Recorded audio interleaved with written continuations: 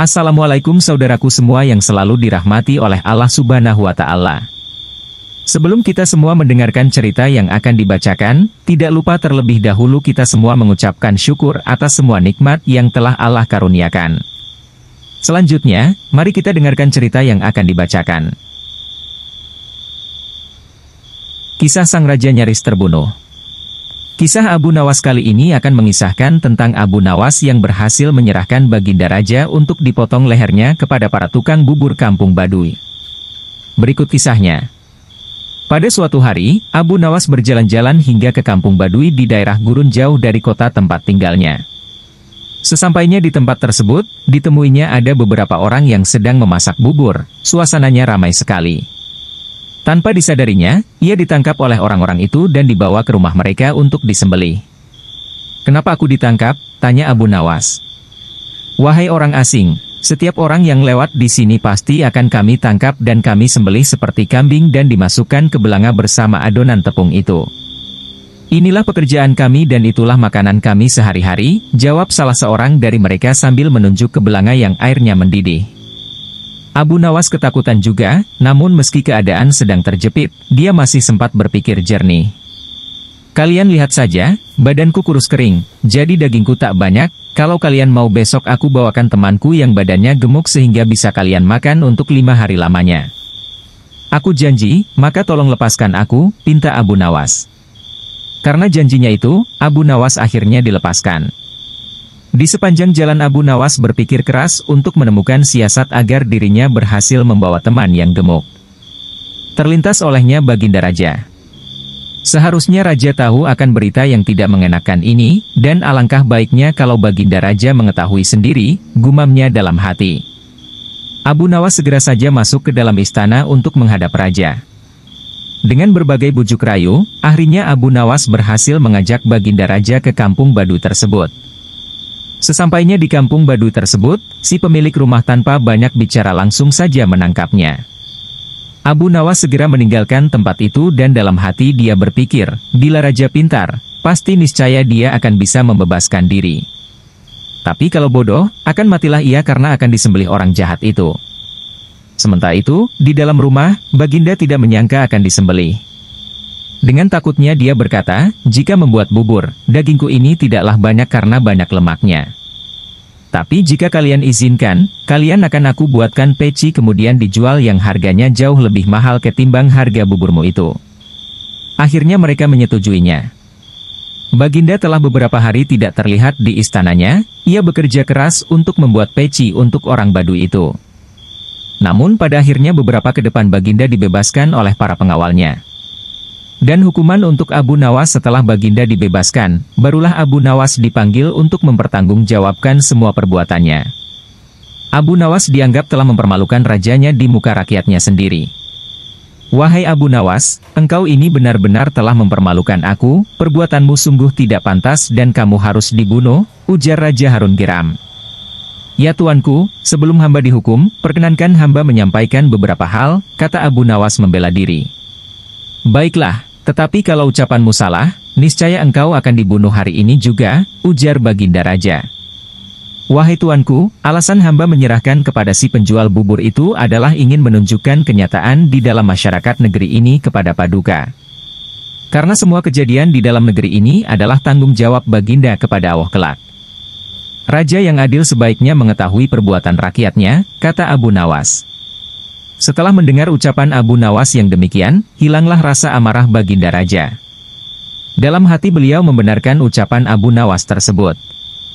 "Baiklah, engkau aku ampuni atas semua perbuatanmu dan jangan melakukan perbuatan seperti itu lagi kepadaku," tutur Baginda Raja. Kisah Dua Ibu Satu Anak. Kisah ini mirip dengan kejadian pada masa Nabi Sulaiman ketika masih muda. Entah sudah berapa hari kasus seorang bayi yang diakui oleh 2 orang ibu yang sama-sama ingin memiliki anak. Hakim rupanya mengalami kesulitan memutuskan dan menentukan perempuan yang mana sebenarnya yang menjadi ibu bayi itu. Karena kasus berlarut-larut, maka terpaksa hakim menghadap Baginda Raja untuk minta bantuan. Baginda pun turun tangan. Baginda memakai taktik rayuan.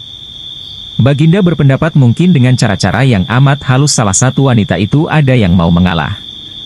Tetapi kebijaksanaan Baginda Raja Harun al-Rasyid justru membuat kedua perempuan makin mati-matian saling mengaku bahwa bayi itu adalah anaknya. Baginda berputus asa. Mengingat tak ada cara-cara lain lagi yang bisa diterapkan, Baginda akhirnya memanggil Abu Nawas. Dan Abu Nawas pun hadir menggantikan hakim. Abu Nawas tidak mau menjatuhkan putusan pada hari itu melainkan menunda sampai hari berikutnya. Semua yang hadir yakin Abu Nawas pasti sedang mencari akal seperti yang biasa dilakukan. Padahal penundaan itu hanya disebabkan Algojo tidak ada di tempat. Keesokan hari sidang pengadilan diteruskan lagi. Abu Nawas memanggil Algojo dengan pedang di tangan. Abu Nawas memerintahkan agar bayi itu diletakkan di atas meja. "Apa yang akan kau perbuat terhadap bayi itu?" kata kedua perempuan itu saling memandang. Kemudian Abu Nawas melanjutkan dialog. "Sebelum saya mengambil tindakan, apakah salah satu dari kalian bersedia mengalah dan menyerahkan bayi itu kepada yang memang berhak memilikinya?" "Tidak, bayi itu adalah anakku," kata kedua perempuan itu serentak. "Baiklah, kalau kalian memang sungguh-sungguh sama menginginkan bayi itu dan tidak ada yang mau mengalah, maka saya terpaksa membelah bayi itu menjadi dua sama rata," kata Abu Nawas mengancam. Perempuan pertama girang bukan kepalang, sedangkan perempuan kedua menjerit-jerit histeris. "Jangan, tolong jangan dibelah bayi itu. Biarlah aku rela bayi itu seutuhnya diserahkan kepada perempuan itu," kata perempuan kedua. Abu Nawas tersenyum lega. Sekarang topeng mereka sudah terbuka. Abu Nawas segera mengambil bayi itu dan langsung menyerahkan kepada perempuan kedua. Abu Nawas minta agar perempuan pertama dihukum sesuai dengan perbuatannya.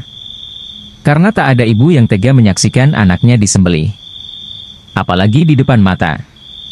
Baginda Raja merasa puas terhadap keputusan Abu Nawas. Dan sebagai rasa terima kasih, Baginda menawari Abu Nawas menjadi penasehat hakim kerajaan. Tetapi Abu Nawas menolak. Ia lebih senang menjadi rakyat biasa. Abu Nawas tertipu sandal ajaib. Ada-ada saja ulah Abu Nawas ini, tapi maksud dan tujuannya sebenarnya baik, yaitu menyadarkan orang-orang kaya, yang sekampung dengannya agar selalu ingat kepada Allah Subhanahu wa Ta'ala. Agar mereka sadar dari perbuatan untuk memperkaya diri sendiri dengan cara apapun. Nah, ide cemerlangnya kali ini adalah sebuah sandal ajaib. Berkat sandal ajaib ini, akhirnya salah seorang di antara mereka bertobat kepada Allah Subhanahu wa Ta'ala. Berikut kisahnya. Kampung tempat tinggal Abu Nawas lama-kelamaan membuatnya merasa tak nyaman karena saking banyaknya umat Islam yang menumpuk-numpuk harta dengan menghalalkan segala cara. Otomatis hal ini membuat Abu Nawas gusar, karena sebagai seorang ulama, Abu Nawas berpikir bahwa hal itu bertentangan dengan ajaran Islam. Untuk menghentikan perbuatan buruk tersebut, Abu Nawas memutar otak mencari ide yang tepat untuk menyadarkan banyak orang. Setelah berpikir panjang, akhirnya ia menemukan ide cemerlang yaitu ide sandal ajaib. Dengan mengambil peralatan sederhana, berangkatlah ia ke pasar untuk gelar tikar menjual sandal-sandal ajaibnya tersebut. "Sandal ajaib, sandal ajaib, sandal ajaib," kata Abu Nawas berkali-kali di pasar. Sesaat kemudian muncullah salah seorang pemuda yang melihat-lihat barang dagangannya. "Silahkan tuan, mau mencari apa?" tanya Abu Nawas. "Saya ingin mencari sandal yang bisa merubah hidupku yang miskin ini," jawab pemuda itu. "Apa maksud tuan?" tanya Abu Nawas lagi. "Saya ini sudah lama hidup miskin dan ingin sekali kaya raya. Saya ingin membeli barang yang bisa memberikan saya keberuntungan," kata pemuda itu. Kemudian Abu Nawas menunjukkan salah satu sandal ajaibnya. Ia mengatakan bahwa sandal itu akan membuat penggunanya dari tak punya menjadi orang yang punya. Karena tertarik, pembeli itu akhirnya jadi juga membeli sandal ajaib itu dengan harga yang lumayan mahal. Si pemuda langsung saja memakai sandal ajaib itu berkeliling kampung dengan harapan semoga keberuntungan segera berpihak kepadanya. Akan tetapi, harapannya tak kunjung terwujud. Jangankan keberuntungan, si pemuda malah dikira pencuri di kampung tersebut. Untung saja para warga tak sampai menghakiminya. Karena merasa tertipu, pemuda itu kembali lagi menemui Abu Nawas untuk protes. "Assalamualaikum," sapa pemuda itu. "Waalaikumsalam, ternyata tuan, bagaimana kabar tuan?" tanya Abu Nawas. "Kabar jelek. Aku selalu ditimpa kemalangan gara-gara sandal ini.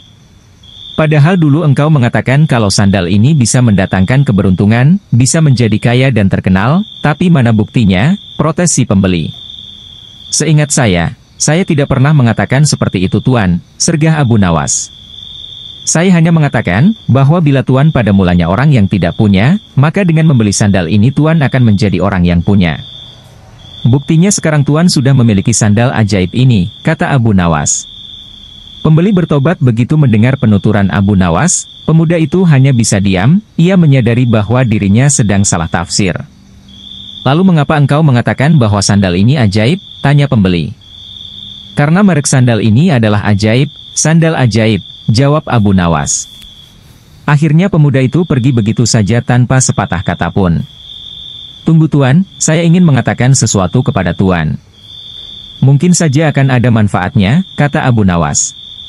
"Jangan percaya kepada barang ajaib, karena percaya pada sesuatu selain Allah Subhanahu wa Ta'ala bisa membuat kita syirik dan akan mendapatkan kesusahan di dunia dan akhirat kelak. Buktinya sebagaimana yang Tuan alami ini, oleh karena itu, segeralah bertobat kepada Allah Subhanahu wa Ta'ala," kata Abu Nawas. Mendengar penuturan Abu Nawas, sepertinya pemuda itu menyadari kesalahannya. Ternyata banyak sekali hal-hal yang bisa membawa kepada perbuatan yang dimurkai Allah Subhanahu wa Ta'ala. Mulai saat itulah ia bertobat kepada Allah Subhanahu wa Ta'ala. Abu Nawas hadiah tebakan jitu. Baginda Raja Harun al-Rasyid kelihatan murung. Semua menterinya tidak ada yang sanggup menemukan jawaban dari dua pertanyaan Baginda. Bahkan para penasihat kerajaan pun merasa tidak mampu memberi penjelasan yang memuaskan Baginda. Padahal Baginda sendiri ingin mengetahui jawaban yang sebenarnya. Mungkin karena amat penasaran, para penasihat Baginda menyarankan agar Abu Nawas saja yang memecahkan dua teka-teki yang membingungkan itu. Tidak begitu lama Abu Nawas dihadapkan. Baginda mengatakan bahwa akhir-akhir ini ia sulit tidur karena diganggu oleh keingintahuan menyingkap dua rahasia alam. "Tuanku yang mulia, sebenarnya rahasia alam yang manakah yang Paduka maksudkan?" tanya Abu Nawas ingin tahu. "Aku memanggilmu untuk menemukan jawaban dari dua teka-teki yang selama ini menggoda pikiranku," kata Baginda. "Bolehkah hamba mengetahui kedua teka-teki itu wahai Paduka junjungan hamba?" kata Abu Nawas. "Yang pertama, di manakah sebenarnya batas jagat raya ciptaan Tuhan kita?" tanya Baginda. "Di dalam pikiran, wahai Paduka yang mulia," jawab Abu Nawas tanpa sedikit pun perasaan ragu. "Tuanku yang mulia, ketidakterbatasan itu ada karena adanya keterbatasan. Dan keterbatasan itu ditanamkan oleh Tuhan di dalam otak manusia. Dari itu manusia tidak akan pernah tahu di mana batas jagat raya ini. Sesuatu yang terbatas tentu tak akan mampu mengukur sesuatu yang tidak terbatas," jelas Abu Nawas. Baginda mulai tersenyum karena merasa puas mendengar penjelasan Abu Nawas yang masuk akal. Kemudian Baginda melanjutkan teka-teki yang kedua. "Wahai Abu Nawas, manakah yang lebih banyak jumlahnya, bintang-bintang di langit ataukah ikan-ikan di laut?" tanya Raja. "Ikan-ikan di laut," jawab Abu Nawas dengan tangkas. "Bagaimana kau bisa langsung memutuskan begitu? Apakah engkau pernah menghitung jumlah mereka?" tanya Baginda heran. "Paduka yang mulia, bukankah kita semua tahu bahwa ikan-ikan itu setiap hari ditangkapi dalam jumlah besar? Namun begitu jumlah mereka tetap banyak seolah-olah tidak pernah berkurang karena saking banyaknya. Sementara bintang-bintang itu tidak pernah rontok, jumlah mereka juga banyak," jawab Abu Nawas meyakinkan. Seketika itu rasa penasaran yang selama ini menghantui Baginda sirna tak berbekas. Baginda Raja Harun al-Rasyid memberi hadiah Abu Nawas dan istrinya uang yang cukup banyak. Lalu, pada suatu ketika di lain hari, tidak seperti biasa, hari itu Baginda tiba-tiba ingin menyamar menjadi rakyat biasa. Beliau ingin menyaksikan kehidupan di luar istana tanpa sepengetahuan siapapun agar lebih leluasa bergerak. Baginda mulai keluar istana dengan pakaian yang amat sederhana layaknya seperti rakyat jelata. Di sebuah perkampungan beliau melihat beberapa orang berkumpul. Setelah Baginda mendekat, ternyata seorang ulama sedang menyampaikan kuliah tentang alam barzah. Tiba-tiba ada seorang yang datang dan bergabung di situ, lalu bertanya kepada ulama itu. "Kami menyaksikan orang kafir pada suatu waktu dan mengintip kuburnya, tetapi kami tiada mendengar mereka berteriak dan tidak pula melihat penyiksaan-penyiksaan yang katanya sedang dialaminya. Maka bagaimana cara membenarkan sesuatu yang tidak sesuai dengan yang dilihat mata?" Ulama itu berpikir sejenak kemudian ia berkata, Untuk mengetahui yang demikian itu harus dengan panca indera yang lain. Ingatkah kamu dengan orang yang sedang tidur? Dia kadangkala bermimpi dalam tidurnya digigit ular, diganggu dan sebagainya. Ia juga merasa sakit dan takut ketika itu, bahkan memekik dan keringat bercucuran pada keningnya. Ia merasakan hal semacam itu seperti ketika tidak tidur. Sedangkan engkau yang duduk di dekatnya menyaksikan keadaannya seolah-olah tidak ada apa-apa. Padahal apa yang dilihat serta dialaminya adalah dikelilingi ular-ular. Maka jika masalah mimpi yang remeh saja sudah tidak mampu mata lahir melihatnya, mungkinkah engkau bisa melihat apa yang terjadi di alam barzah? Baginda Raja terkesan dengan penjelasan ulama itu. Baginda masih ikut mendengarkan kuliah itu. Kini ulama itu melanjutkan kuliahnya tentang alam akhirat. Dikatakan bahwa di surga tersedia hal-hal yang amat disukai nafsu, termasuk benda-benda. Salah satu benda-benda itu adalah mahkota yang amat luar biasa indahnya. Tak ada yang lebih indah dari barang-barang di surga karena barang-barang itu tercipta dari cahaya. Saking indahnya maka satu mahkota jauh lebih bagus dari dunia dan isinya. Baginda makin terkesan. Beliau pulang kembali ke istana.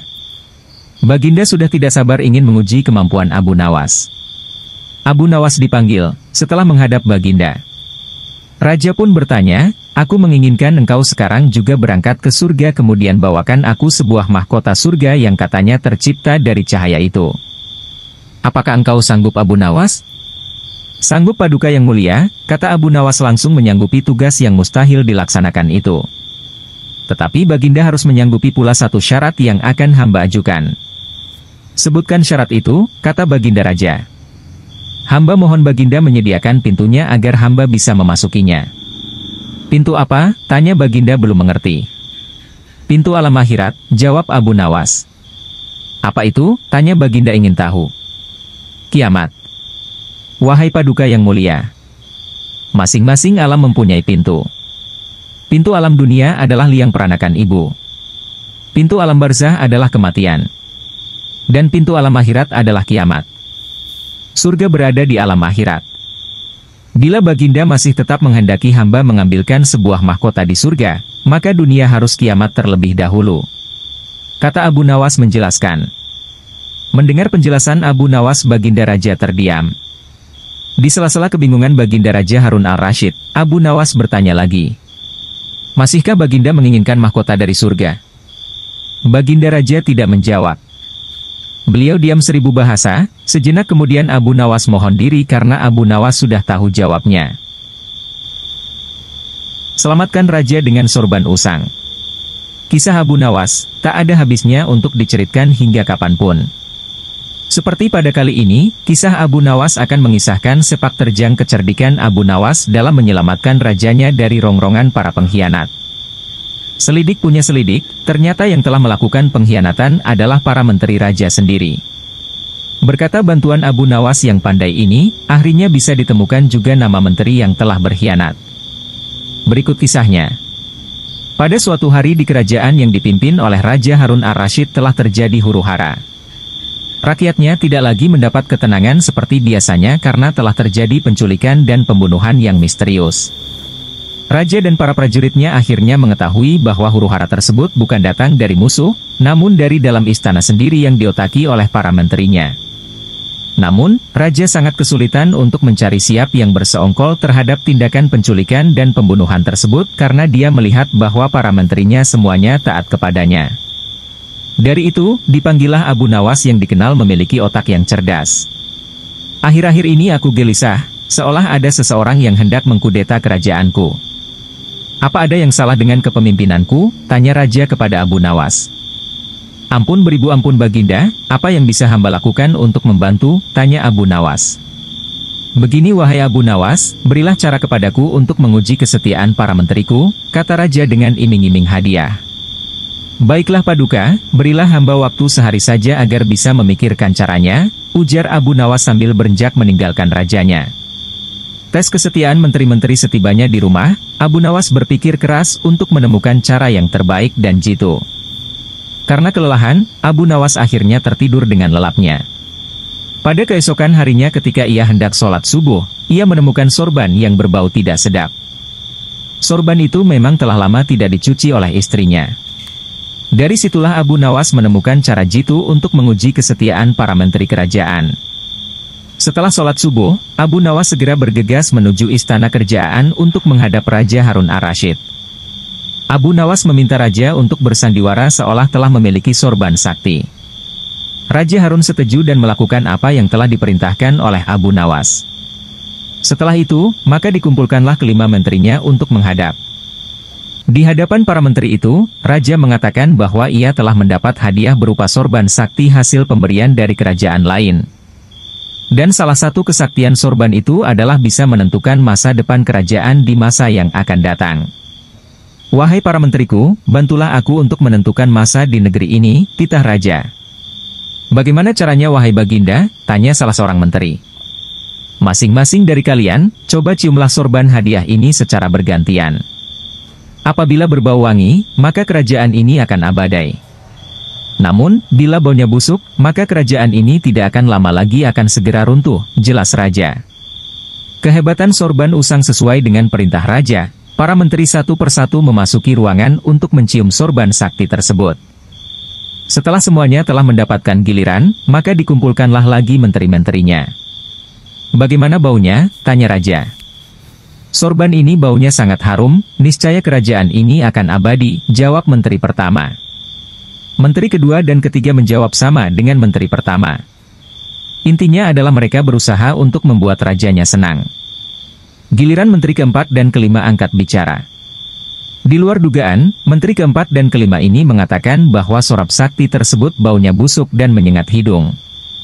Mendengar pernyataan menteri keempat dan kelima itu, Raja akhirnya membuka rahasia bahwa sorban yang dikiranya sakti tersebut adalah milik Abu Nawas yang sudah usang dan tidak dicuci lama sekali. Bergetarlah badan dari menteri pertama, kedua dan ketiga. Kini aku tahu siapa di antara kalian yang telah berkhianat kepadaku. Kalian telah terbukti berbohong dan kalian pantas untuk masuk penjara, ujar Raja Harun. Menteri pertama, kedua dan ketiga segera ditangkap dan dimasukkan ke dalam penjara.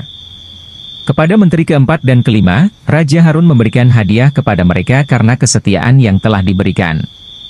Tak lupa juga, Abu Nawas mendapat bagian hadiah yang telah dijanjikan oleh Raja Harun kemarin hari. Abu Nawas asmara memang aneh. Secara tak terduga pangeran yang menjadi putra mahkota jatuh sakit. Sudah banyak tabib yang didatangkan untuk memeriksa dan mengobati tapi tak seorang pun mampu menyembuhkannya. Akhirnya Raja mengadakan sayembara. Sayembara boleh diikuti oleh rakyat dari semua lapisan. Tidak terkecuali oleh para penduduk negeri tetangga. Sayembara yang menyediakan hadiah menggiurkan itu dalam waktu beberapa hari berhasil menyerap ratusan peserta. Namun tak satu pun dari mereka berhasil mengobati penyakit sang pangeran. Akhirnya sebagai sahabat dekat Abu Nawas, menawarkan jasa baik untuk menolong sang putra mahkota. Baginda Harun al-Rasyid menerima usul itu dengan penuh harap. Abu Nawas sadar bahwa dirinya bukan tabib. Dari itu ia tidak membawa peralatan apa-apa. Para tabib yang ada di istana tercengang melihat Abu Nawas yang datang tanpa peralatan yang mungkin diperlukan. Mereka berpikir mungkinkah orang macam Abu Nawas ini bisa mengobati penyakit sang pangeran? Sedangkan para tabib terkenal dengan peralatan yang lengkap saja tidak sanggup. Bahkan penyakitnya tidak terlacak. Abu Nawas merasa bahwa seluruh perhatian tertuju padanya. Namun Abu Nawas tidak begitu memperdulikannya. Abu Nawas dipersilahkan memasuki kamar pangeran yang sedang terbaring. Ia menghampiri sang pangeran dan duduk di sisinya. Setelah Abu Nawas dan sang pangeran saling pandang beberapa saat, Abu Nawas berkata, "Saya membutuhkan seorang tua yang di masa mudanya sering mengembara ke pelosok negeri." Orang tua yang diinginkan Abu Nawas didatangkan. Sebutkan satu persatu nama-nama desa di daerah selatan. Perintah Abu Nawas kepada orang tua itu. Ketika orang tua itu menyebutkan nama-nama desa bagian selatan, Abu Nawas menempelkan telinganya ke dada sang pangeran. Kemudian Abu Nawas memerintahkan agar menyebutkan bagian utara, barat dan timur. Setelah semua bagian negeri disebutkan, Abu Nawas mohon agar diizinkan mengunjungi sebuah desa di sebelah utara. Raja merasa heran. "Engkau kuundang ke sini bukan untuk bertamasya. Hamba tidak bermaksud berlibur yang mulia," kata Abu Nawas. "Tetapi aku belum paham," kata Raja. Maafkan hamba Paduka yang mulia. Kah? Kurang bijaksana rasanya bila hamba jelaskan sekarang, kata Abu Nawas. Abu Nawas pergi selama 2 hari. Sekembali dari desa itu, Abu Nawas menemui sang pangeran dan membisikkan sesuatu kemudian menempelkan telinganya ke dada sang pangeran. Lalu Abu Nawas menghadap raja. Apakah yang mulia masih menginginkan sang pangeran tetap hidup? Tanya Abu Nawas. Apa maksudmu? Raja balas bertanya. Sang pangeran sedang jatuh cinta pada seorang gadis desa di sebelah utara negeri ini. Kata Abu Nawas menjelaskan. Bagaimana kau tahu, ketika nama-nama desa di seluruh negeri disebutkan tiba-tiba degup jantungnya bertambah keras ketika mendengarkan nama sebuah desa di bagian utara negeri ini. Dan sang pangeran tidak berani mengutarakannya kepada Baginda. Lalu apa yang harus aku lakukan? Tanya raja. Mengawinkan pangeran dengan gadis desa itu. Kalau tidak, tawar raja ragu-ragu. Cinta itu buta. Bila kita tidak berusaha mengobati kebutaannya, maka ia akan mati. Rupanya saran Abu Nawas tidak bisa ditolak. Sang pangeran adalah putra satu-satunya yang merupakan pewaris tunggal kerajaan. Abu Nawas benar. Begitu mendengar persetujuan sang raja, sang pangeran berangsur-angsur pulih. Sebagai tanda terima kasih raja memberi Abu Nawas sebuah cincin permata yang amat indah. Abu Nawas tertipu obat ajaib. Memang semua sudah tahu dan kagum akan kecerdasan Abu Nawas, tak ada yang meragukan sama sekali. Pada suatu hari, Raja Harun ar-Rasyid telah mempermalukan Abu Nawas dengan menyiram air kencing di depan para tamu undangan. Abu Nawas hanya bisa terdiam, namun dalam hati dia merencanakan sesuatu di lain hari. Kisahnya figur Abu Nawas ini memang sangat lihai dalam menyelesaikan masalah. Tidak hanya lucu saja, akan tetapi juga bijaksana sehingga Abu Nawas tidak dapat dianggap enteng. Raja sangat bangga memiliki warga seperti Abu Nawas ini. Namun, pada pihak lain dari diri Abu Nawas juga sangat menjengkelkan raja karena ulahnya yang selalu tidak tahu diri. Oleh karena itulah Baginda Raja tak pernah berhenti memeras otaknya untuk membalas Abu Nawas. Seperti pada tahun-tahun sebelumnya, setiap bulan Rabiul Awal diadakan acara Maulid Nabi. Sambil tersenyum, Baginda Raja bergumam dalam hati, awas ya kamu Abu Nawas, kali ini kamu pasti kena. Acara Maulid Nabi pun tibalah waktunya, dan diselenggarakan di istana. Pada saat itu semua pembesar negeri hadir termasuk putra-putra mahkota dari kerajaan sebelah, termasuk pula Abu Nawas ikutan diundang. Dengan perintah Raja, semua yang hadir di acara Maulid Nabi tersebut dipersilahkan untuk berdiri dan kemudian disirami dengan air mawar yang menebarkan bau harum. Kecuali Abu Nawas, dia disiram dengan air kencing. Membalas tipuan raja setelah disiram dengan air kencing tersebut, jadi sadarlah Abu Nawas kalau dirinya telah dipermalukan di depan para pembesar negeri. Dia bungkam 1000 bahasa dan hanya bisa bergumam dalam hati. Baiklah, hari ini Paduka telah memberiku kuah tak sedap, esok hari aku akan membalasnya dengan isinya. Sejak saat itu Abu Nawas tidak pernah menjejakkan kakinya di istana. Raja pun menjadi kangen dibuatnya karena kelucuannya saat bercerita. Ketika Raja memanggilnya ke istana, rupanya Abu Nawas tidak bersedia dengan alasan sakit yang membuat tubuhnya lemah lunglai.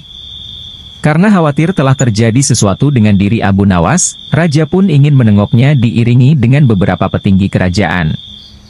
Pucuk dicinta ulam tiba, begitu mendengar Raja menuju ke rumahnya, Abu Nawas yang dalam keadaan segar bugar itu pun langsung memasang aksi. Matanya terpejam, badan tergeletak lemah lunglai. Namun, sebelum dia beraksi demikian, dia telah terlebih dahulu menyuruh istrinya menyiapkan obat ajaib yang berbentuk bulatan kecil. Dan di antara bulatan obat ajaib itu terdapat 2 butir yang dibubuhi tinja di dalamnya. Tak berapa lama kemudian Raja sudah ada di depan pintu rumah Abu Nawas. "Wahai Abu Nawas, apa yang kamu telan itu?" tanya Raja. "Inilah yang disebut obat ajaib, resepnya hamba peroleh lewat mimpi tadi malam. Jika saya menelan 2 butir niscaya akan sembuh," jawab Abu Nawas yang terlentang dan segera bangun setelah menelan pil yang kedua. "Kalau begitu, aku juga mau minum obat ajaib itu," kata Raja. "Baiklah tuanku. Paduka berbaringlah dan pejamkan mata seperti hamba sekarang ini, tidak boleh duduk, apalagi berdiri," kata Abu Nawas. Raja pun menuruti perintah Abu Nawas. Obat ajaib. Begitu mata raja terpejam, Abu Nawas cepat-cepat memasukkan butiran obat ajaib yang telah dibubuhi tinja itu ke mulut raja. Tiba-tiba saja baginda raja bangkit sambil membelalakan matanya. "Hai Abu Nawas, engkau memberiku makan tinja ya," kata raja. Maka Abu Nawas pun segera bersimpuh sambil memberi hormat kepada rajanya. "Wahai Khalifah, dulu baginda memberi hamba kuahnya, sekarang hamba memberi isinya. Jikalau baginda tidak memberi hamba uang 100 dinar, kejadian itu akan hamba ceritakan kepada halayak ramai," kata Abu Nawas. "Diamlah hai Abu Nawas, jangan ngomong kepada siapa-siapa, nanti aku akan memberimu uang 100 dinar, kata raja. Setelah itu, raja dan semua pengikutnya kembali ke istana. Mereka menyiapkan pundi-pundi yang berisi uang 100 dinar. Nah, untuk kesekian kalinya Abu Nawas berhasil memperdaya rajanya, berhasil mengalahkan rajanya. Abu Nawas mendemo sang hakim atau kadi.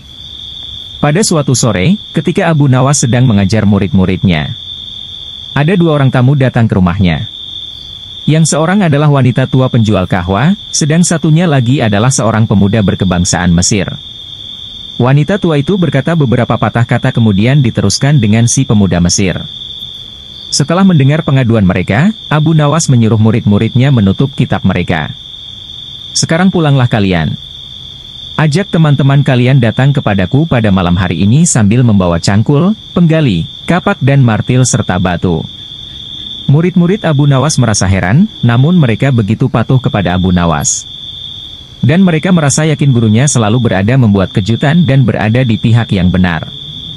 Pada malam harinya mereka datang ke rumah Abu Nawas dengan membawa peralatan yang diminta oleh Abu Nawas. Berkata Abu Nawas, "Hai kalian semua. Pergilah malam hari ini untuk merusak rumah Tuan Kadi yang baru jadi." "Hah, merusak rumah Tuan Kadi?" gumam semua muridnya keheranan. "Apa, kalian jangan ragu. Laksanakan saja perintah gurumu ini," kata Abu Nawas menghapus keraguan murid-muridnya. "Barang siapa yang mencegahmu, jangan kau pedulikan, terus pecahkan saja rumah Tuan Kadi yang baru. Siapa yang bertanya, katakan saja aku yang menyuruh merusak. Barang siapa yang hendak melempar kalian, maka pukullah mereka dan lemparilah dengan batu." Habis berkata demikian, murid-murid Abu Nawas bergerak ke arah rumah Tuan Kadi. Laksana demonstran mereka berteriak-teriak menghancurkan rumah Tuan Kadi. Orang-orang kampung merasa heran melihat kelakuan mereka. Lebih-lebih ketika tanpa basa-basi lagi mereka langsung merusak rumah tua Kadi.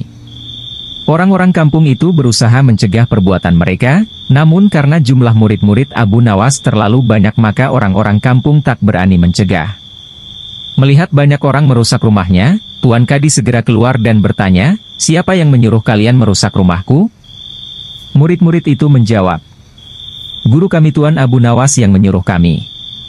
Habis menjawab begitu mereka bukannya berhenti malah terus menghancurkan rumah Tuan Kadi hingga rumah itu roboh dan rata dengan tanah. Tuan Kadi hanya bisa marah-marah karena tidak orang yang berani membelanya. "Dasar Abu Nawas provokator, orang gila. Besok pagi aku akan melaporkannya kepada Baginda." Benar, esok harinya Tuan Kadi mengadukan kejadian semalam sehingga Abu Nawas dipanggil menghadap Baginda. Setelah Abu Nawas menghadap Baginda, ia ditanya, "Hai Abu Nawas, apa sebabnya kau merusak rumah Kadi itu?" Abu Nawas menjawab, "Wahai tuanku, sebabnya ialah pada suatu malam hamba bermimpi, bahwasanya Tuan Kadi menyuruh hamba merusak rumahnya.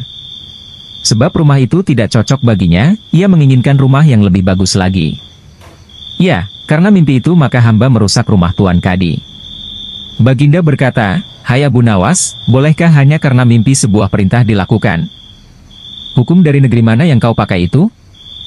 Dengan tenang Abu Nawas menjawab, "Hamba juga memakai hukum Tuan Kadi yang baru ini tuanku." Mendengar perkataan Abu Nawas seketika wajah Tuan Kadi menjadi pucat. Latar diam 1000 bahasa. "Hai Kadi, benarkah kau mempunyai hukum seperti itu?" tanya Baginda. Tapi Tuan Kadi tiada menjawab, wajahnya nampak pucat, tubuhnya gemetaran karena takut. "Abu Nawas, jangan membuatku pusing, jelaskan kenapa ada peristiwa seperti ini," perintah Baginda. "Baiklah." Abu Nawas tetap tenang. "Baginda, beberapa hari yang lalu ada seorang pemuda Mesir datang ke negeri Baghdad ini untuk berdagang sambil membawa harta yang banyak sekali. Pada suatu malam ia bermimpi kawin dengan anak Tuan Kadi dengan mahar sekian banyak. Ini hanya mimpi Baginda. Tetapi Tuan Kadi yang mendengar kabar itu langsung mendatangi si pemuda Mesir dan meminta mahar anaknya. Tentu saja pemuda Mesir itu tak mau membayar mahar hanya karena mimpi. Nah, disinilah terlihat arogansi Tuan Kadi. Ia ternyata merampas semua harta benda milik pemuda Mesir sehingga pemuda itu menjadi seorang pengemis gelandangan dan akhirnya ditolong oleh wanita tua penjual kahwa. Baginda terkejut mendengar penuturan Abu Nawas, tapi masih belum percaya 100%, maka ia memerintahkan Abu Nawas agar memanggil si pemuda Mesir. Pemuda Mesir itu memang sengaja disuruh Abu Nawas menunggu di depan istana, jadi mudah saja bagi Abu Nawas memanggil pemuda itu ke hadapan Baginda. Berkata Baginda Raja, "Hai anak Mesir, ceritakanlah hal ihwal dirimu sejak engkau datang ke negeri ini." Ternyata cerita pemuda Mesir itu sama dengan cerita Abu Nawas. Bahkan pemuda itu juga membawa saksi, yaitu Pak Tua pemilik tempat kos dia menginap. Kurang ajar, ternyata aku telah mengangkat seorang kadi yang bejat moralnya. Baginda sangat murka. Kadi yang baru itu dipecat dan seluruh harta bendanya dirampas dan diberikan kepada si pemuda Mesir. Setelah perkara selesai, kembalilah si pemuda Mesir itu dengan Abu Nawas pulang ke rumahnya. Pemuda Mesir itu hendak membalas kebaikan Abu Nawas. Berkata Abu Nawas, "Janganlah engkau memberiku barang sesuatu pun kepadaku.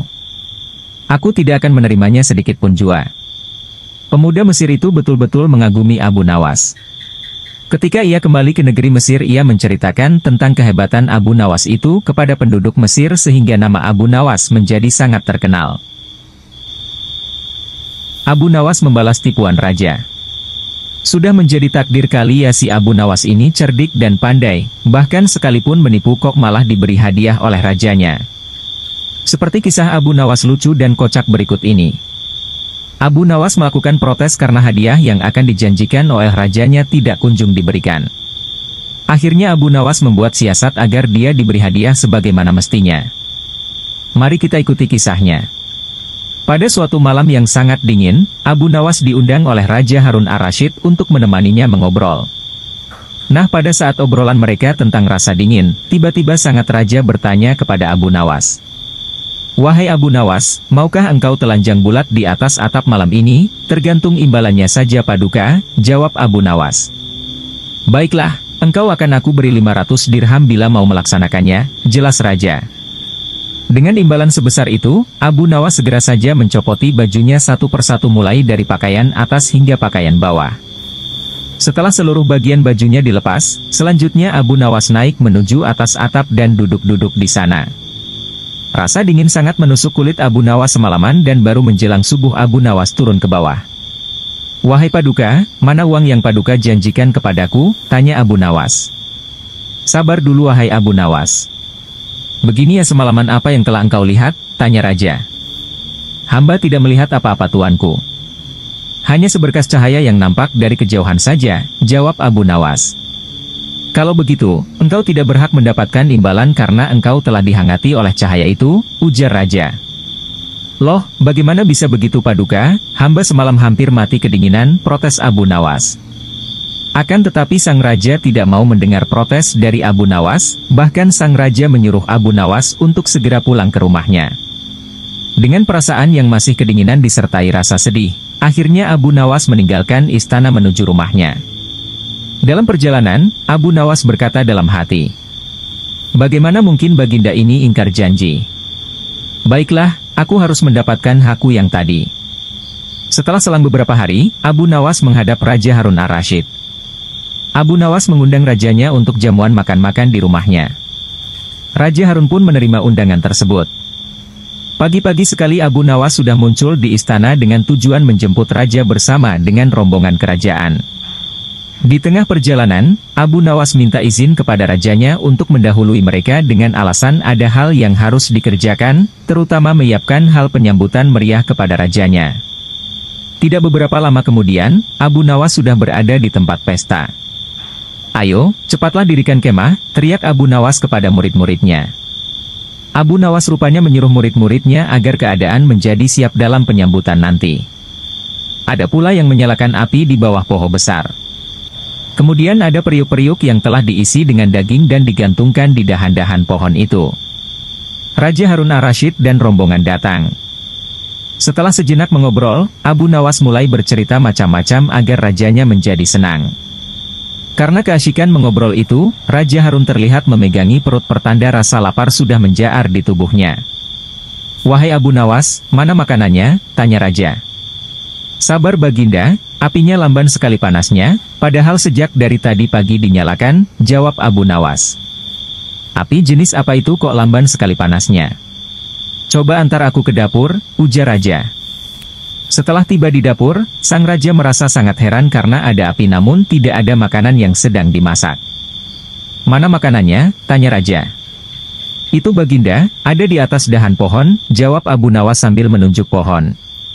"Pantas saja, bagaimana mungkin bisa matang kalau yang dimasak di atas sana sedangkan apinya ada di bawah, terlalu jauh jaraknya," ujar Raja keheranan. "Sama saja Baginda dengan kasusku beberapa hari yang lalu, bagaimana tubuhku ini dihangatkan oleh cahaya yang berada di kejauhan," ucap Abu Nawas menjelaskan. Sang Raja Harun ar-Rasyid langsung tertawa mendengar perkataan Abu Nawas tersebut. Ia kemudian memerintahkan salah seorang pengawalnya untuk memberikan hadiah berlipat 2 kali dari yang pernah ia janjikan kepada Abu Nawas. "Selamat ya Abu Nawas, 1000 dirham lalu buat apa tuh?" Abu Nawas debat kusir tentang ayam. Melihat ayam betinanya bertelur, Baginda tersenyum. Beliau memanggil pengawal agar mengumumkan kepada rakyat bahwa kerajaan mengadakan sayembara untuk umum. Sayembara itu berupa pertanyaan yang mudah tetapi memerlukan jawaban yang tepat dan masuk akal. Barang siapa yang bisa menjawab pertanyaan itu akan mendapat imbalan yang amat menggiurkan. 1 pundi penuh uang emas. Tetapi bila tidak bisa menjawab maka hukuman yang menjadi akibatnya. Banyak rakyat yang ingin mengikuti sayembara itu terutama orang-orang miskin. Beberapa dari mereka sampai meneteskan air liur. Mengingat beratnya hukuman yang akan dijatuhkan maka tak mengherankan bila pesertanya hanya 4 orang. Dan salah satu dari para peserta yang amat sedikit itu adalah Abu Nawas. Aturan main sayembara itu ada 2. Pertama, jawaban harus masuk akal. Kedua, peserta harus mampu menjawab sanggahan dari Baginda sendiri. Pada hari yang telah ditetapkan para peserta sudah siap di depan panggung. Baginda duduk di atas panggung. Beliau memanggil peserta pertama. Peserta pertama maju dengan tubuh gemetar. Baginda bertanya, "Manakah yang lebih dahulu, telur atau ayam?" "Telur," jawab peserta pertama. "Apa alasannya?" tanya Baginda. "Bila ayam lebih dahulu itu tidak mungkin karena ayam berasal dari telur," kata peserta pertama menjelaskan. "Kalau begitu siapa yang mengerami telur itu?" sanggah Baginda. Peserta pertama pucat pasi. Wajahnya mendadak berubah putih seperti kertas, ia tidak bisa menjawab. Tanpa ampun ia dimasukkan ke dalam penjara. Kemudian peserta kedua maju. Ia berkata, "Paduka yang mulia, sebenarnya telur dan ayam tercipta dalam waktu yang bersamaan." "Bagaimana bisa bersamaan?" tanya Baginda. "Bila ayam lebih dahulu itu tidak mungkin karena ayam berasal dari telur. Bila telur lebih dahulu itu juga tidak mungkin karena telur tidak bisa menetas tanpa dierami," kata peserta kedua dengan mantap. "Bukankah ayam betina bisa bertelur tanpa ayam jantan?" sanggah Baginda memojokkan. Peserta kedua bingung. Ia pun dijebloskan ke dalam penjara. Lalu giliran peserta ketiga.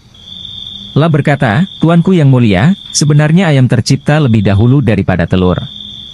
"Sebutkan alasanmu," kata Baginda. "Menurut hamba, yang pertama tercipta adalah ayam betina," kata peserta ketiga meyakinkan. "Lalu bagaimana ayam betina bisa beranak pinak seperti sekarang? Sedangkan ayam jantan tidak ada," kata Baginda memancing. "Ayam betina bisa bertelur tanpa ayam jantan. Telur dirami sendiri, lalu menetas dan menurunkan anak ayam jantan. Kemudian menjadi ayam jantan dewasa dan mengawini induknya sendiri." Peserta ketiga berusaha menjelaskan. Bagaimana bila ayam betina mati sebelum ayam jantan yang sudah dewasa sempat mengawininya? Peserta ketiga pun tidak bisa menjawab sanggahan Baginda. Lah pun dimasukkan ke penjara. Kini tiba giliran Abu Nawas. Ia berkata, "Yang pasti adalah telur dulu, baru ayam." "Coba terangkan secara logis," kata Baginda ingin tahu. "Ayam bisa mengenal telur, sebaliknya telur tidak mengenal ayam," kata Abu Nawas singkat. Agak lama Baginda Raja merenung. Kali ini Baginda tidak nyanggah alasan Abu Nawas. Abu Nawas membalas kekejaman sang raja. Abu Nawas hanya tertunduk sedih mendengarkan penuturan istrinya. Tadi pagi beberapa pekerja kerajaan atas Titan langsung Baginda Raja membongkar rumah dan terus menggali tanpa bisa dicegah. Kata mereka tadi malam Baginda bermimpi bahwa di bawah rumah Abu Nawas terpendam emas dan permata yang tak ternilai harganya. Tetapi setelah mereka terus menggali ternyata emas dan permata itu tidak ditemukan. Dan Baginda juga tidak meminta maaf kepada Abu Nawas apabila mengganti kerugian. Inilah yang membuat Abu Nawas memendam dendam. Lama Abu Nawas memeras otak, namun belum juga ia menemukan muslihat untuk membalas Baginda. Makanan yang dihidangkan oleh istrinya tidak dimakan karena nafsu makannya lenyap. Malam pun tiba, namun Abu Nawas tetap tidak beranjak. Keesokan hari Abu Nawas melihat lalat-lalat mulai menyerbu makanan Abu Nawas yang sudah basi. Ia tiba-tiba tertawa riang. "Tolong ambilkan kain penutup untuk makananku dan sebatang besi," Abu Nawas berkata kepada istrinya. "Untuk apa?" tanya istrinya heran. "Membalas Baginda Raja," kata Abu Nawas singkat. Dengan muka berseri-seri Abu Nawas berangkat menuju istana. Setiba di istana Abu Nawas membungkuk hormat dan berkata, "Ampun tuanku, hamba menghadap tuanku Baginda hanya untuk mengadukan perlakuan tamu-tamu yang tidak diundang. Mereka memasuki rumah hamba tanpa izin dari hamba dan berani memakan makanan hamba." "Siapakah tamu-tamu yang tidak diundang itu wahai Abu Nawas?" sergap Baginda kasar. "Lalat-lalat ini tuanku," kata Abu Nawas sambil membuka penutup piringnya. "Kepada siapa lagi kalau bukan kepada Baginda junjungan hamba mengadukan perlakuan yang tidak adil ini." "Lalu keadilan yang bagaimana yang engkau inginkan dariku?" tanya raja. "Hamba hanya menginginkan izin tertulis dari Baginda sendiri agar hamba bisa dengan leluasa menghukum lalat-lalat itu." Baginda Raja tidak bisa mengelakkan diri menotak permintaan Abu Nawas karena pada saat itu para menteri sedang berkumpul di istana. Maka dengan terpaksa Baginda membuat surat izin yang isinya memperkenankan Abu Nawas memukul lalat-lalat itu dimanapun mereka hinggap. Tanpa menunggu perintah Abu Nawas mulai mengusir lalat-lalat di piringnya hingga mereka terbang dan hinggap di sana-sini. Dengan tongkat besi yang sudah sejak tadi dibawanya dari rumah, Abu Nawas mulai mengejar dan memukuli lalat-lalat itu. Ada yang hinggap di kaca. Abu Nawas dengan leluasa memukul kaca itu hingga hancur. Kemudian vas bunga yang indah, kemudian giliran patung hias sehingga sebagian dari istana dan perabotannya remuk diterjang tongkat besi Abu Nawas. Bahkan Abu Nawas tidak merasa malu memukul lalat yang kebetulan hinggap di tempayan Baginda Raja. Baginda Raja tidak bisa berbuat apa-apa kecuali menyadari kekeliruan yang telah dilakukan terhadap Abu Nawas dan keluarganya. Dan setelah merasa puas, Abu Nawas mohon diri. Barang-barang kesayangan Baginda banyak yang hancur. Bukan hanya itu saja, Baginda juga menanggung rasa malu. Kini ia sadar betapa kelirunya berbuat semena-mena kepada Abu Nawas. Abu Nawas yang nampak lucu dan sering menyenangkan orang itu ternyata bisa berubah menjadi garang dan ganas serta mampu membalas dendam terhadap orang yang mengusiknya. Abu Nawas pulang dengan perasaan lega. Istrinya pasti sedang menunggu di rumah untuk mendengarkan cerita apa yang dibawa dari istana. Siasat Abu Nawas menaklukkan monyet.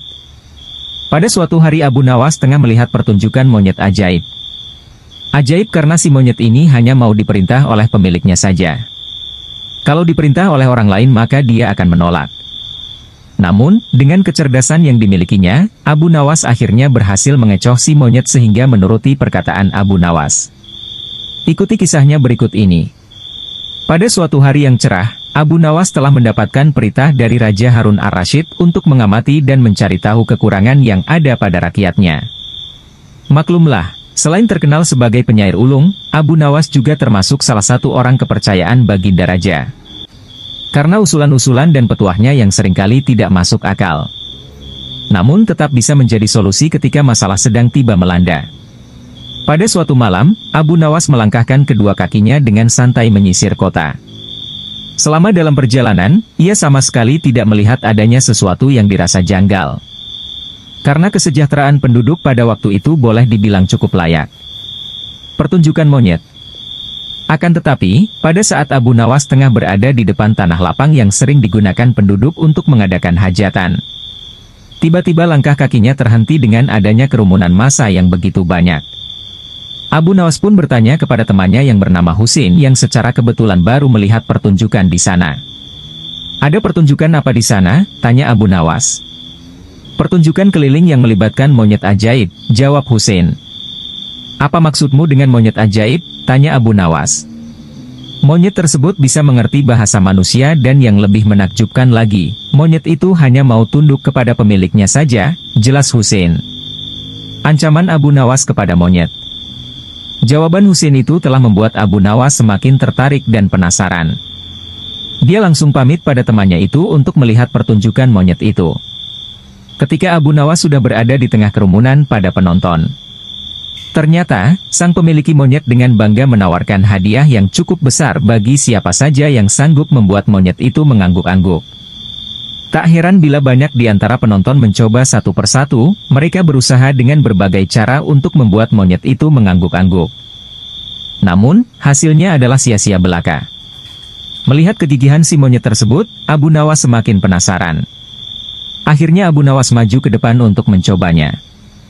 Setelah berhadapan dengan monyet itu, Abu Nawas bertanya, "Tahukah engkau siapa aku ini?" Si monyet menggeleng-gelengkan kepala. "Apakah engkau tidak takut kepadaku?" tanya Abu Nawas. Si monyet menggelengkan kepalanya. Abu Nawas berhasil. "Apakah engkau takut kepada tuanmu?" tanya Abu Nawas memancing dan si monyet mulai ragu. "Bila engkau tetap diam, maka aku akan laporkan kepada tuanmu," ancam Abu Nawas kepada monyet. Seketika itu juga, si monyet yang pada dasarnya hanya takut kepada tuannya, secara spontan saja mengangguk-anggukan kepala. "Hore!" Sontak saja para penonton bersorak karena ada orang yang mampu membuat si monyet mengangguk-anggukan kepala. Karena keberhasilan Abu Nawas tersebut, maka ia telah mendapatkan hadiah berupa uang yang lumayan banyak. Di lain pihak, si pemilik monyet bukan main marahnya. Pemilik monyet pun memukuli monyetnya dengan sebatang kayu karena malu terhadap pertunjukan itu. Abu Nawas basuh tangan 120 kali. Abu Nawas bekerja sebagai orang kepercayaan Raja Ali Ibnu Bakri. Abu Nawas dikenali sebagai orang cerdik dan ahli dongeng yang termasyhur. Suatu hari Raja mengalami ketegangan pikiran selepas bekerja sepanjang hari mengurus rakyat. Sang Raja memerintahkan kepada Abu Nawas bercerita mengenai kisah-kisah aneh dan ajaib, yang menjadi kegemaran Sang Raja, untuk menghilangkan sedikit ketegangan jiwa yang dialaminya. Kebiasaannya, Raja mendengar kisah-kisah Abu Nawas pada malam hari, yaitu sebelum Sang Raja menidurkan matanya. Abu Nawas menjawab, dengan senang hati, "Wahai Raja yang baik dan bahagia."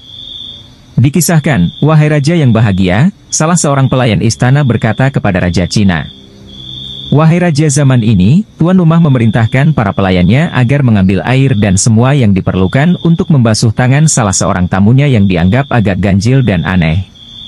Tamu itu lalu membasuh tangannya dengan air bercampur sabun, garam dan daun sebanyak 120 kali basuhan. Selepas itu barulah ia makan ragut, sejenis makanan yang berasal dari sebuah desa di Baghdad, tetapi pemuda itu memakannya seolah-olah dengan perasaan jijik dan mual. Sementara kami memandangnya dengan penuh keheranan, sebab tangannya dan malah sekujur tubuhnya menggigil. Bila kami melihat tangannya, barulah kami mengetahui bahwa ibu jarinya terpotong, dia makan hanya dengan 4 jari, sehingga menyebabkan makanan itu berjatuhan dari tangannya. Kami menyoalnya dengan heran, apa yang terjadi dengan ibu jarimu? Apakah Tuhan menciptakanmu dalam keadaan seperti ini, atau apakah engkau pernah mengalami kemalangan? Pemuda itu menyahut, demi Tuhan, bukan hanya ibu jari ini saja yang hilang, tetapi juga ibu jari tanganku yang satu lagi, dan tumit kedua-dua kakiku, seperti yang akan kalian lihat. Lalu dia menunjukkan tangan kirinya dan kedua-dua kakinya. Kami melihat bahwa tangan kirinya nampak seperti tangan kanannya dan kedua-dua kakinya tidak mempunyai tumit. Ketika kami melihatnya, keheranan kami semakin bertambah, hingga kami berkata padanya, "Kami tak sabar menunggu kisahmu dan penyebab terpotongnya kedua ibu jari serta tumit kakimu dan mengapa engkau membasuh tanganmu 120 kali. Pemuda itu berkata, "Ayahku adalah salah seorang pedagang yang paling terkemuka di Baghdad pada masa pemerintahan Khalifah Harun al-Rashid. Tetapi ayahku gemar minum anggur dan bermain musik kecapi, sehingga ketika dia meninggal ayahku tidak mewariskan sesuatu pun kepadaku. Aku melaksanakan upacara pemakaman baginya, mengadakan pengajian Al-Quran, dan terus berkabung untuknya dalam masa yang cukup lama. Lalu aku membuka kedai peninggalan ayahku dan mendapati bahwa dia hanya meninggalkan sedikit harta dan banyak hutang. Maka aku terpaksa menjelaskan dan membayar ke semua hutang ayahku dengan membayarnya beransur-ansur. Aku mula melakukan jual beli dan membayar hutang ayahku minggu demi minggu, hingga akhirnya aku berjaya menjelaskan ke semua hutang ayahku dan modalku mula bertambah. Suatu hari, ketika aku sedang duduk di kedaiku, datanglah ke pasar seorang gadis muda yang cantik, yang kecantikannya belum pernah kulihat tandingannya, berpakaian mewah dan dihiasi permata. Dia menaiki seekor keledai betina, dengan seorang hamba sahaya berkulit hitam berjalan di hadapannya dan seorang lagi di belakangnya. Gadis itu turun dari keledainya dan terus memasuki pasar. Baru saja dia melangkahkan kakinya ke pasar, seorang pengawal datang mengikutinya dan berkata, "Tuan Putri, masuklah, tapi jangan sampai ada orang yang mengenalimu, sebab kita akan menghadapi kesukaran." Lalu pengawal itu berdiri berjalan di hadapan sang gadis, sambil melihat-lihat kedai. Tetapi karena mendapati tidak ada kedai yang buka kecuali kedaiku, gadis itu mendatangi kedaiku. Gadis itu menegurku, lalu duduk. Tiba-tiba fajar pun menyingsing. Abu Nawas terdiam, lalu sang raja berkata, "Ceritamu benar-benar aneh dan indah." Abu Nawas menjawab, "Esok malam ceritanya lagi menarik dan lagi indah." Belajar dari buah kisah Abu Nawas kali ini tentang renungan. Ya, renungan tentang seputar buah yang bernama buah arbei melawan buah labu. Abu Nawas dikenal memiliki pemikiran cerdas dan hampir bisa dipastikan dirinya memiliki solusi atas sebuah masalah yang tengah dihadapi. Selain itu, Abu Nawas juga dikenal sebagai saudagar buah-buahan yang dipanen dari kebun miliknya sendiri yang lumayan luas. Bahkan saking luasnya kebun yang dimiliki Abu Nawas, sejauh mata memandang yang terlihat adalah bak permadani hijau yang tumbuh subur. Pada suatu hari, Abu Nawas melakukan pengawasan, melihat-lihat kebunnya tersebut.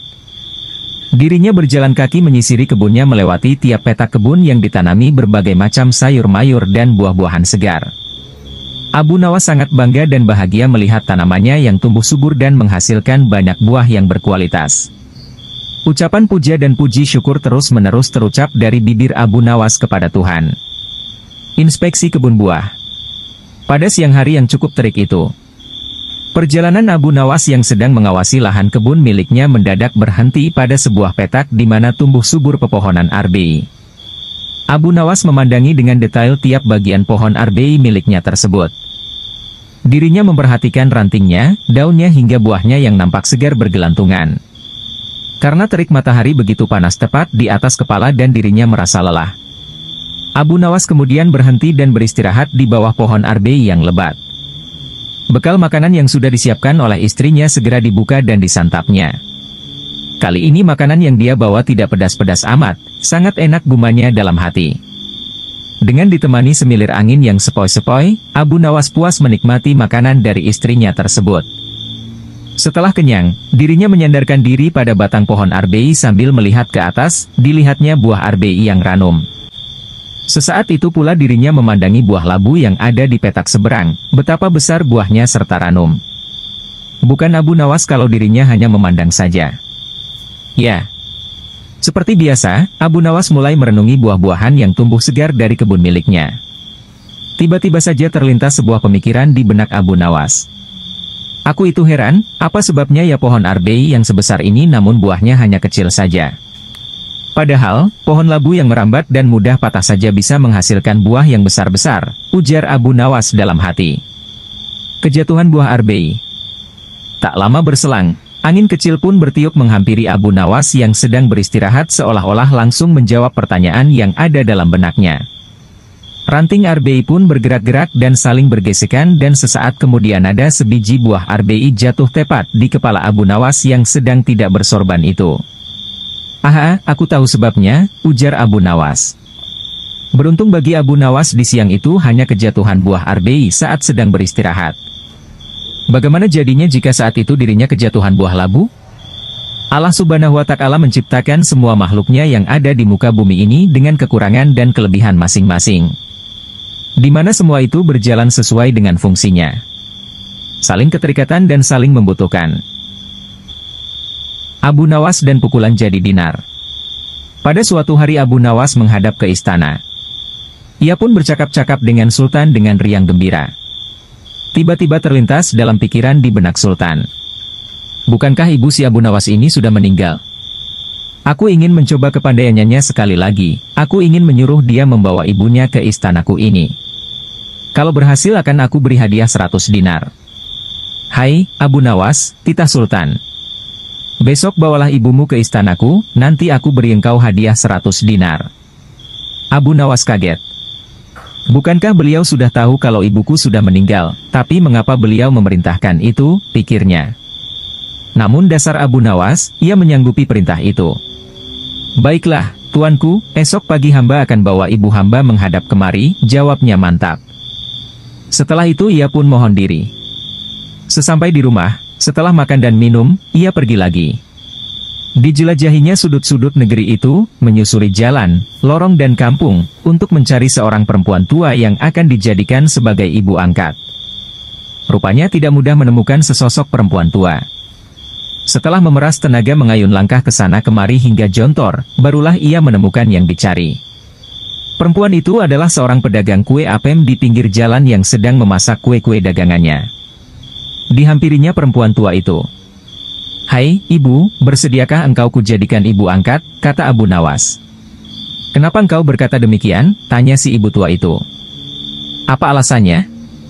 Maka diceritakanlah perihal dirinya yang mendapat perintah dari Sultan agar membawa ibunya ke istana. Padahal ibunya sudah meninggal. Juga dijanjikan akan membagi 2 hadiah dari Sultan yang akan diterimanya. Uang itu dapat ibu simpan untuk bekal meninggal bila sewaktu-waktu dipanggil Tuhan, kata Abu Nawas. Baiklah, kata si ibu tua itu, aku sanggup memenuhi permintaanmu itu. Setelah itu Abu Nawas menyerahkan sebuah tasbih dengan pesan agar terus menghitung biji tasbih itu meskipun di depan Sultan, dan jangan menjawab pertanyaan yang diajukan. Sebelum meninggalkan perempuan itu, Abu Nawas wanti-wanti agar rencana ini tidak sampai gagal. Untuk itu ia akan menggendong perempapan tua itu ke istana. Baiklah anakku, moga-moga Tuhan memberkatimu, kata si ibu tua. Dan terutama kepada ibuku.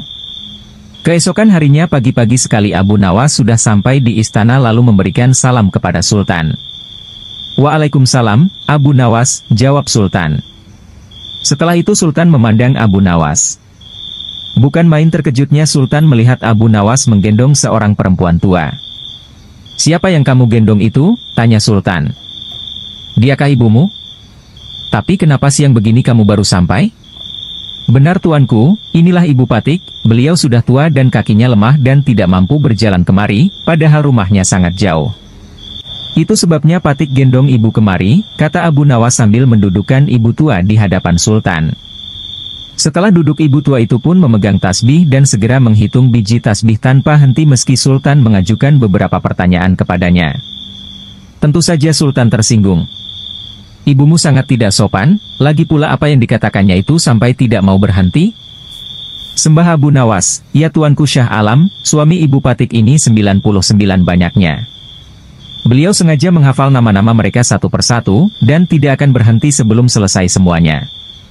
100 dinas demi mendengar ucapan Abu Nawas tadi perempuan tua itu pun melempar tasbih dan bersembah datang kepada Sultan. Ya tuanku Syah Alam, katanya. Adapun Patik ini dari muda sampai tua begini hanya seorang suami hamba. Apabila sekarang ini berada di hadapan tuanku, itu adalah atas permintaan Abu Nawas. Dia berpesan agar Patik menghitung-hitung biji tasbih dan tidak menjawab pertanyaan tuanku. Nanti Abu Nawas akan membagi 2 hadiah yang akan diterimanya dari tuanku. Begitu mendengar ucapan perempuan tua itu Sultan tertawa dan menyuruh memukul Abu Nawas 100 kali. Ketika perintah itu akan dilaksanakan, Abu Nawas minta izin untuk dipertemukan dengan Sultan. Ya tuanku, hukuman apakah yang akan tuanku jatuhkan kepada hamba ini? Karena engkau berjanji kepadaku akan membawa ibumu kemari. Aku pun berjanji akan memberi hadiah uang 100 dinar. Tapi karena kamu tidak bisa memenuhi janjimu, dapatlah engkau 100 kali pukulanku, kata Sultan. "Ya tuanku, Syah Alam," kata Abu Nawas.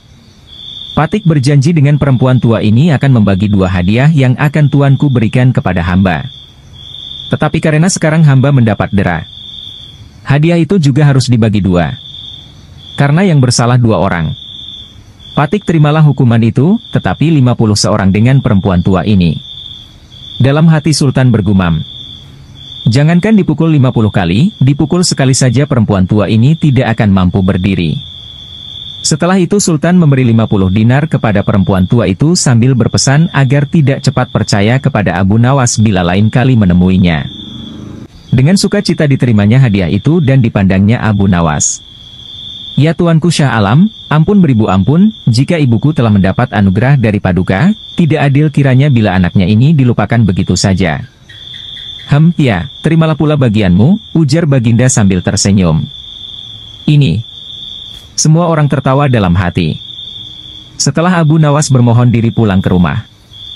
Demikian pula perempuan tua itu dan semua yang hadir di Balairung, dengan perasaan masing-masing. Abu Nawas dan 6 lembu pandai bicara. Pada suatu hari, Sultan Harun al-Rasyid memanggil Abu Nawas menghadap ke istana. Kali ini Sultan ingin menguji kecerdikan Abu Nawas. Sesampainya di hadapan Sultan, Abu Nawas pun menyembah. Dan Sultan bertitah, "Hai, Abu Nawas, aku menginginkan 6 ekor lembu berjenggot yang pandai bicara, bisakah engkau mendatangkan mereka dalam waktu seminggu? Kalau gagal, akan aku penggal lehermu." "Baiklah, tuanku Syah Alam, hamba junjung tinggi titah tuanku." Semua punggawa istana yang hadir pada saat itu, berkata dalam hati, "Mampuslah kau Abu Nawas." Abu Nawas bermohon diri dan pulang ke rumah. Begitu sampai di rumah, ia duduk berdiam diri merenungkan keinginan Sultan. Seharian ia tidak keluar rumah, sehingga membuat tetangga heran.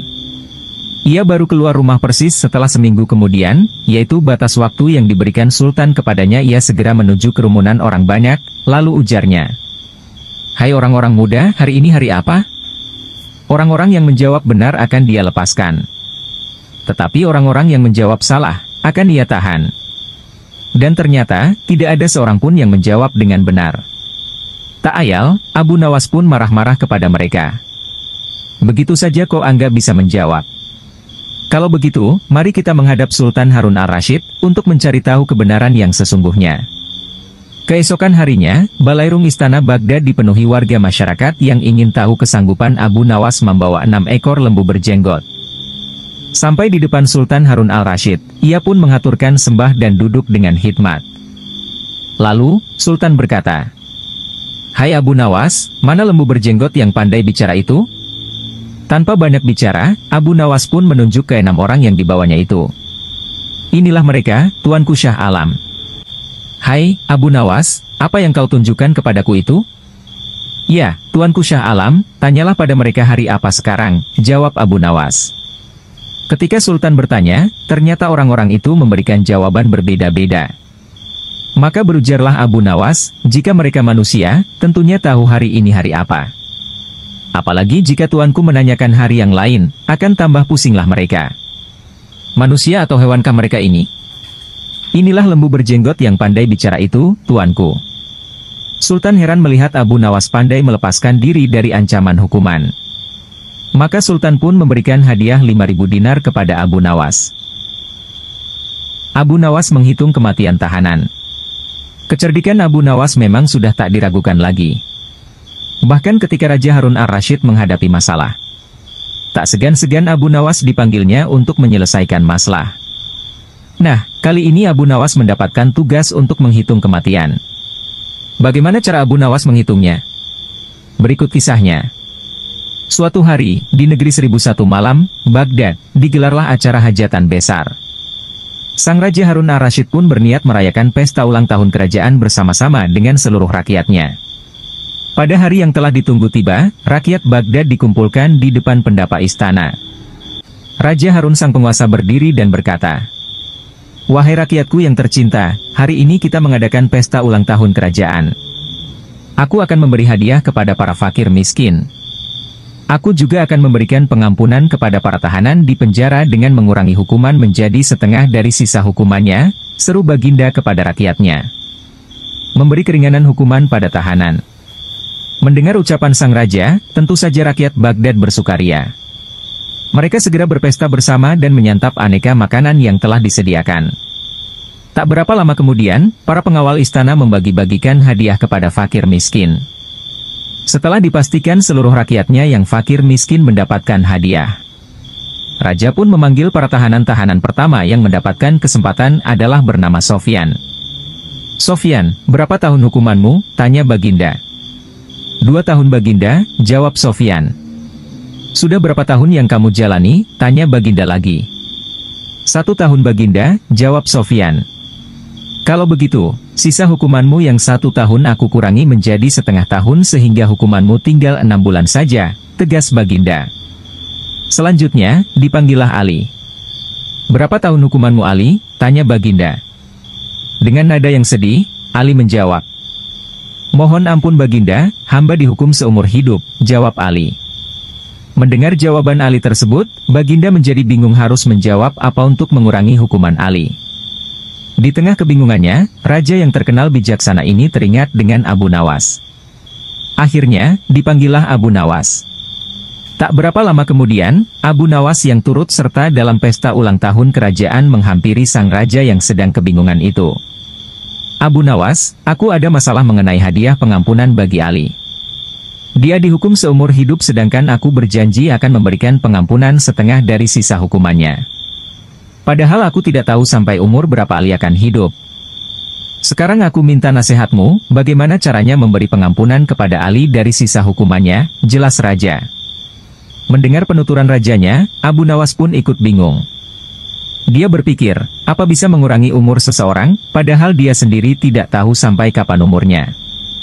"Hamba minta waktu Baginda," ujar Abu Nawas. Abu Nawas mendapat sekantung keping emas. Mendengar permintaan Abu Nawas, raja pun akhirnya memberikan kesempatan kepada Abu Nawas untuk berpikir. Raja hanya memberi waktu sehari semalam saja, tidak boleh lebih. Jadi, besok pagi Abu Nawas harus memberikan jawabannya. Sesampainya di rumah, Abu Nawas pun berpikir keras untuk menemukan pemecahan masalah tersebut. Dia tidak bisa tidur karena selalu kepikiran akan hal itu. Namun, selang beberapa waktu, tampaklah senyuman di bibir Abu Nawas, pertanda solusi telah ditemukan. Abu Nawas pun malam itu segera masuk ke kamar untuk tidur dengan nyenyak. Pada pagi-pagi sekali, Abu Nawas telah bangun. Setelah mandi dan sarapan, dia pun pergi menghadap raja setelah berpamitan dengan istrinya. "Hamba sudah mendapatkan cara untuk memecahkan masalah si Ali, Baginda. Begini Baginda, sebaiknya si Ali ini berada di luar penjara dan bisa bebas selama 1 hari. Lalu pada esoknya, dia dimasukkan lagi ke dalam penjara selama 1 hari pula. Lusa juga demikian, sehari bebas, sehari di penjara, begitu berlangsung terus selama umur si Ali itu," jelas Abu Nawas. Baginda Raja tersenyum. "Engkau memang pandai Abu Nawas. Kalau begitu, kamu juga akan aku beri hadiah, yaitu sekantung keping emas," ujar sang raja. Setelah itu, Abu Nawas pulang dengan wajah yang ceria. Abu Nawas menduduki singgasana raja. Jika tak dapat berkelit dari hukuman, maka bukan Abu Nawas namanya. Ia selalu memiliki banyak cara dan alasan agar lolos dari hukuman. Dengan tenangnya Abu Nawas ini menduduki singgasana raja, bahkan ia sampai menjual harga diri rajanya agar lolos dari hukuman. Berikut kisahnya. Kecerdikan akal dan pikiran Abu Nawas sudah tersebar di seluruh penjuru kerajaan yang dipimpin oleh Raja Harun ar-Rasyid. Bahkan raja sendiri pun mengakui kehebatan Abu Nawas hingga mengajaknya tinggal di istana. Raja Harun telah memberikan kebebasan kepada Abu Nawas untuk keluar masuk istana tanpa prosedur yang berbelit. Dengan hadirnya Abu Nawas di istana, maka raja dapat setiap saat meminta pertimbangan pendapat kepada Abu Nawas dalam setiap keputusannya, sebagai penasehat kerajaan. Namun, tampaknya kali ini Abu Nawas mulai bosan tinggal di istana, ia tidak terbiasa dengan hidup berfoya-foya. Meskipun semua yang diinginkan selalu tersedia. Namun Abu Nawas memilih ingin tinggal di luar istana. Ia rindu sekali untuk menggarap sawah dan merawat hewan ternaknya. Dari sinilah kemudian muncul dalam pikiran Abu Nawas untuk keluar dari istana. Diputarlah otaknya untuk mencari alasan agar ia bisa keluar. Menduduki singgasana raja. Setelah semalaman dipikirkan, Abu Nawas menemukan cara jitu untuk keluar dari lingkungan istana. Pada keesokan harinya, ia sengaja bangun pagi-pagi sekali kemudian pergi ke ruang utama istana. Saat itu suasana masih sepi. Hanya terdapat beberapa pengawal. Raja Harun sendiri masih terbaring di tempat tidurnya. Pada saat Abu Nawas itulah Abu Nawas mendekati singgasana raja dan mendudukinya. Tak hanya itu saja, Abu Nawas juga mengangkat kaki dan menyilangkan salah satu kakinya seolah-olah dialah rajanya. Melihat kejadian itu, beberapa pengawal kerajaan terpaksa menangkap Abu Nawas. Mereka menilai bahwa siapapun tidak berhak duduk di singgasana raja kecuali Raja Harun sendiri. Barang siapa yang menempati tahta raja, termasuk dalam kejahatan yang besar dan hukuman mati yang diberikan. Para pengawal menangkap Abu Nawas kemudian menyeretnya turun dari tahta dan memukulinya. Mendengar teriakan Abu Nawas yang kesakitan, raja menjadi terbangun dan menghampirinya. "Wahai pengawal, apa yang kalian lakukan?" tanya raja. "Ampun Baginda, Abu Nawas telah lancang duduk di singgasana paduka. Kami terpaksa menyeret dan memukulinya," jawab salah seorang pengawal. Sesaat setelah itu, Abu Nawas tiba-tiba saja menangis. Tangisannya sengaja ia buat kencang sekali sehingga banyak menyita perhatian penduduk istana lainnya. "Benarkah yang dikatakan pengawal itu wahai Abu Nawas?" kata Raja Harun. "Benar Paduka," jawab Abu Nawas. Tujuan keluar istana tercapai. Raja sangat terkejut dengan penuturan Abu Nawas itu. Jika sesuai peraturan yang ada, Abu Nawas akan dikenai hukuman mati. Namun, Raja Harun tak sampai hati melaksanakannya mengingat begitu banyak jasa yang diberikan Abu Nawas kepada kerajaan. "Sudahlah, tak usah menangis. Jangan khawatir, aku tidak akan menghukummu. Cepat hapus air matamu," ucap sangat raja. "Wahai Baginda, bukan pukulan mereka yang membuatku menangis. Aku menangis karena kasihan terhadap Paduka," kata Abu Nawas yang membuat raja tercengang oleh ucapan itu. "Engkau mengasihaniku?" tanya Raja Harun. "Mengapa engkau harus menagisiku?" kata raja lagi. Harga diri raja tercoreng. Abu Nawas menjawab, "Wahai raja, aku cuma duduk di tahtamu sekali. Tapi mereka telah memukuliku dengan begitu keras. Apalagi Paduka, Paduka telah menduduki tahta selama 20 tahun. Pukulan seperti apa yang akan Paduka terima?" "Aku menangis karena memikirkan nasib Paduka yang malang," jawab Abu Nawas. Jawaban itu membuat raja tak bisa berbuat apa-apa. Ia tak menyangka Abu Nawas menjual harga dirinya di depan banyak pengawal. Oleh karena itu, Raja Harun hanya menghukum Abu Nawas untuk dikeluarkan dari istana. "Baiklah jika demikian. Mulai detik ini kamu harus keluar dari sitanaku," kata raja sedikit geram. "Terima kasih Paduka, memang itulah yang saya kehendaki," balas Abu Nawas sambil menyalami Raja Harun untuk kemudian pamit keluar dari istana. Abu Nawas hamil dan melahirkan. Sultan Harun al-Rashid masyghul berat. Konon, penyebabnya sudah 7 bulan Abu Nawas tidak menghadap ke istana. Akibatnya, suasana Balairung jadi lengang, sunyi senyap. Sejak dilarang datang ke istana, Abu Nawas memang benar-benar tidak pernah muncul di istana. "Mungkin Abu Nawas marah kepadaku," pikir Sultan. Maka diutuslah seorang punggawa ke rumah Abu Nawas. "Tolong sampaikan kepada Sultan, aku sakit hendak bersalin," jawab Abu Nawas kepada punggawa yang datang ke rumah Abu Nawas menyampaikan pesan Sultan. "Aku sedang menunggu dukun beranak untuk mengelurkan bayiku ini," kata Abu Nawas lagi sambil mengelus-elus perutnya yang buncit. "Ajaib benar," kata Baginda dalam hati, setelah mendengar laporan punggawa setianya. "Baru hari ini aku mendengar kabar seorang lelaki bisa hamil dan sekarang hendak bersalin. Dulu mana ada lelaki melahirkan? Aneh." Maka timbul keinginan Sultan untuk menengok Abu Nawas. Maka berangkatlah dia diiringi sejumlah menteri dan para punggawa ke rumah Abu Nawas. Begitu melihat Sultan datang, Abu Nawas pun berlari-lari menyambut dan menyembah kakinya, seraya berkata, "Ya Tuanku Syah Alam, berkenan juga rupanya Tuanku datang ke rumah hamba yang hina dina ini." Sultan dipersilahkan duduk di tempat yang paling terhormat, sementara Abu Nawas duduk bersila di bawahnya. "Ya Tuanku Syah Alam, apakah kehendak Duli Syah Alam datang ke rumah hamba ini?" "Rasanya bertahta selama bertahun-tahun baru kali ini Tuanku datang ke rumah hamba," tanya Abu Nawas. "Aku kemari karena ingin tahu keadaanmu," jawab Sultan. "Engkau dikabarkan sakit hendak melahirkan dan sedang menunggu dukun beranak. Sejak zaman nenek moyangku hingga sekarang, aku belum pernah mendengar ada seorang lelaki mengandung dan melahirkan. Itu sebabnya aku datang kemari. Abu Nawas tidak menjawab, ia hanya tersenyum. Coba jelaskan perkataanmu. Siapa lelaki yang hamil dan siapa dukun beranaknya? Tanya Sultan lagi. Maka dengan senang hati berceritalah Abu Nawas. Konon, ada seorang raja mengusir seorang pembesar istana. Tetapi setelah 5 bulan berlalu, tanpa alasan yang jelas, sang raja memanggil kembali pembear tersebut ke istana. Ini ibarat hubungan laki-laki dan perempuan yang kemudian hamil tanpa menikah. Tentu saja itu melanggar adat dan agama, menggegerkan seluruh negeri. Lagi pula apabila seorang mengeluarkan titah, tidak boleh mencabut perintahnya lagi.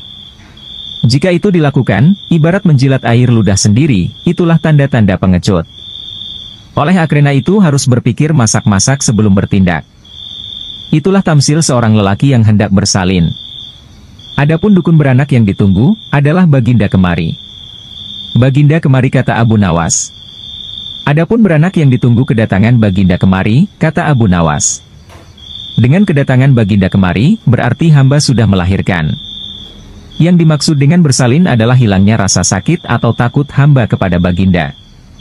Bukan begitu, kata Sultan.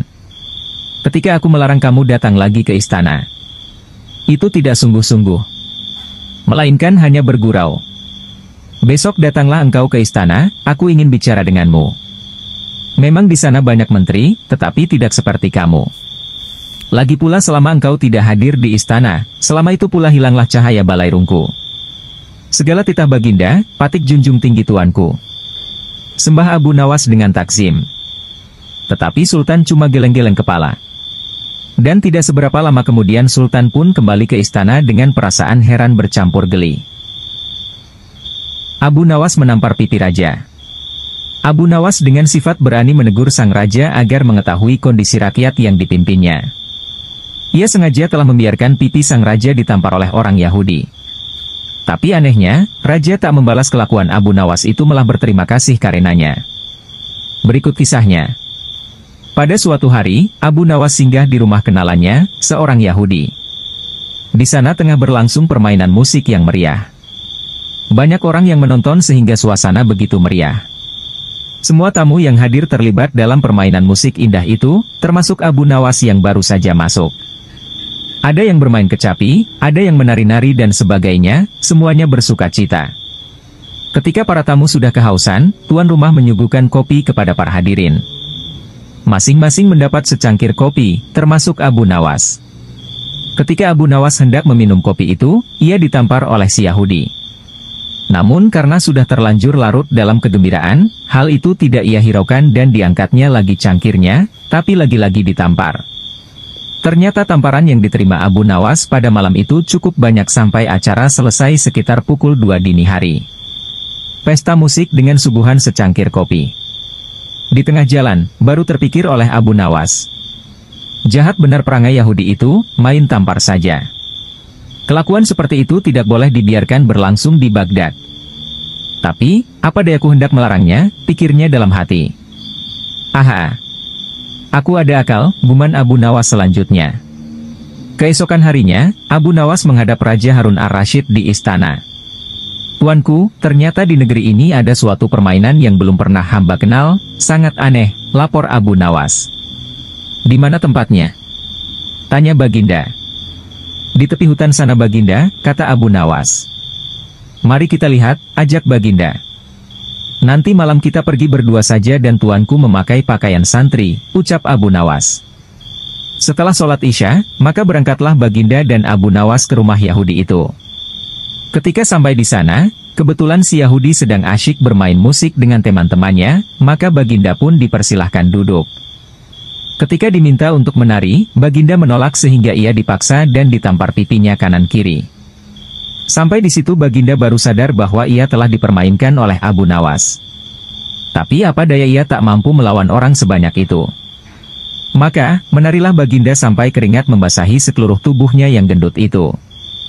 Setelah itu barulah diedarkan kopi kepada semua tamu, dan melihat hal itu, Abu Nawas meminta izin untuk keluar ruangan dengan alasan akan pergi ke kamar mandi untuk kencing. Biar Baginda merasakan sendiri peristiwa itu, karena salahnya sendiri tidak pernah mengetahui keadaan rakyatnya dan hanya percaya kepada laporan para menteri. Pikir Abu Nawas dalam hati sembari meluncur pulang ke rumahnya. Raja ditampar pipinya kiri kanan. Tatkala hendak mengangkat cangkir kopi ke mulutnya, Baginda ditampar oleh si Yahudi itu. Ketika ia hendak mengangkat kopi cangkirnya lagi, ia pun terkena tamparan lagi, begitu seterusnya hingga Baginda belum pernah mencicipi barang sedikit saja kopi yang disuguhkan. Pada pagi harinya, setelah bangun tidur, Baginda Raja Harun ar-Rasyid memerintahkan seorang pelayan istana untuk memanggil Abu Nawas. "Wahai Abu Nawas, baik sekali perbuatanmu tadi malam, engkau biarkan diriku dipermalukan seperti itu," kata Baginda. "Mohon ampun wahai Baginda Raja, pada malam sebelumnya hamba telah mendapat perlakuan yang SMA seperti itu. Apabila hal itu hamba laporkan secara jujur, pasti Baginda tidak akan percaya. Dari itu, hamba bawa Baginda ke sana agar mengetahui dengan kepala sendiri perilaku rakyat yang tidak senonoh itu," jawab Abu Nawas membela diri. Baginda tidak dapat membantah ucapan Abu Nawas, lalu disuruhnya beberapa pengawal untuk memanggil si Yahudi itu. "Wahai Yahudi, apa sebabnya engkau menampar aku tadi malam?" tanya Baginda marah. "Wahai tuanku, sesungguhnya hamba tidak tahu jika malam itu adalah tuanku. Jika sekiranya hamba tahu, hamba tidak akan berbuat seperti itu," jawab si Yahudi membela diri. Apa daya, pembelaan Yahudi tidak disetujui oleh Baginda. Karena menampar orang termasuk perbuatan maksiat dan Baginda harus mengambil tindakan tegas karenanya. "Sekarang terimalah pembalasanku," kata Baginda. "Ampunilah hamba tuanku," ucap si Yahudi. Segera saja Baginda memerintahkan para prajurit untuk memasukkan si Yahudi ke dalam penjara. Sejak saat itu Raja Harun amat memperhatikan rakyatnya. Ia berterima kasih atas laporan yang diberikan oleh Abu Nawas tersebut.